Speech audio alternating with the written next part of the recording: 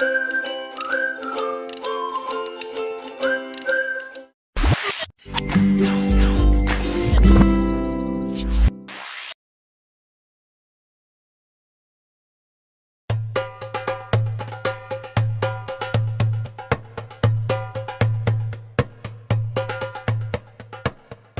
Soleh alaihi salam adalah keturunan dari Nabi Nuh alaihi salam. Nabi Soleh berasal dari keluarga miskin dan sederhana. Namun begitu, Nabi Soleh adalah pemuda yang taat, yang hanya beriman kepada Allah. Nabi Soleh diutus untuk kaum Samud yang hidup di bekas reruntuhan kaum Ad. Kaum Samud ternyata lebih pandai daripada kaum Ad. Mereka mampu membangun lagi jaringan irigasi yang lebih sempurna guna mengairi lahan pertanian dan perkebunan. Berkat kegigihan kaum Samud, negeri tandus itu pun bisa dibangun kembali. Bangunan di tempat itu megah dan mewah. Gunung-gunung dipahat menjadi istana yang indah. Tanah di tempat itu juga subur, pepohonan hijau dan buahnya lebat. Hasil panen selalu melimpah ruah. Seluruh kaum Samud hidup sejahtera dan tercukupi. Namun keberhasilan itu justru membuat kaum Samud lalai dan sombong. Mereka tidak mau menyembah kepada Allah. Mereka menganggap rezeki yang mereka peroleh bukan karunia Allah, melainkan hasil usaha mereka sendiri. Oleh karena itulah, Allah mengutus Nabi Soleh agar berdakwah untuk kaum Samud agar kembali ke jalan yang benar. Nabi Soleh pun mulai berdakwah.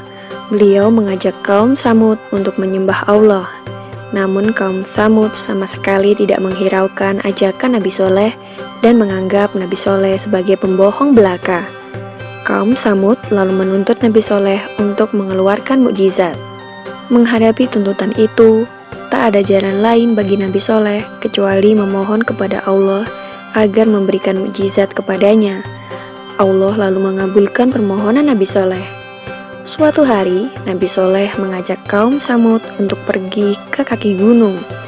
Orang-orang kafir itu mengikuti Nabi Soleh bukan karena mempercayainya.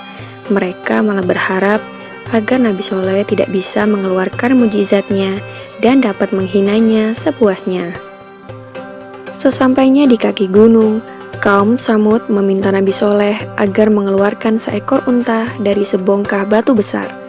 Sebuah permintaan yang tidak masuk akal. Namun, betapa terkejutnya kaum Samud karena tiba-tiba sebongkah batu besar itu terbelah.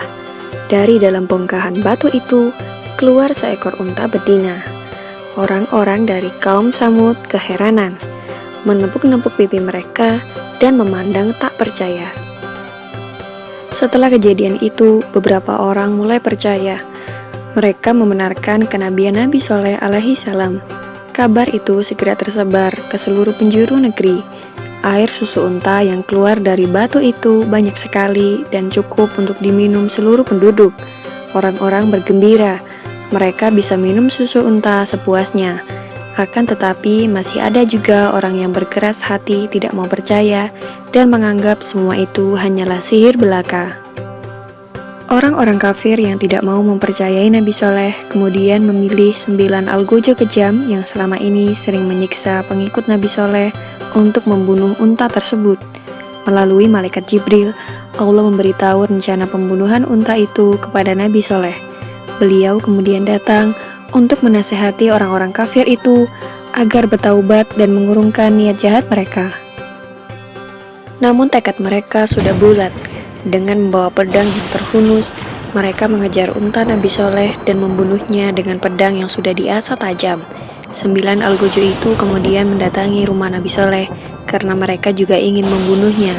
Namun dalam perjalanan, mendadak batu-batu besar melayang menghantam mereka dan mereka meninggal. Azab Allah pun turun berupa petir yang menyambar dengan amat keras. Orang-orang kafir yang tidak mempercayai kebenaran Nabi Soleh pun berlarian menyelamatkan diri. Bumi tempat mereka berpijak juga tiba-tiba berguncang.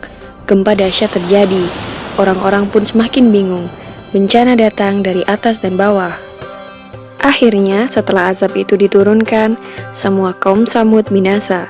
Tak ada lagi yang tersisa kecuali 120 orang yang beriman kepada Allah dan mengikuti dakwah Nabi Soleh.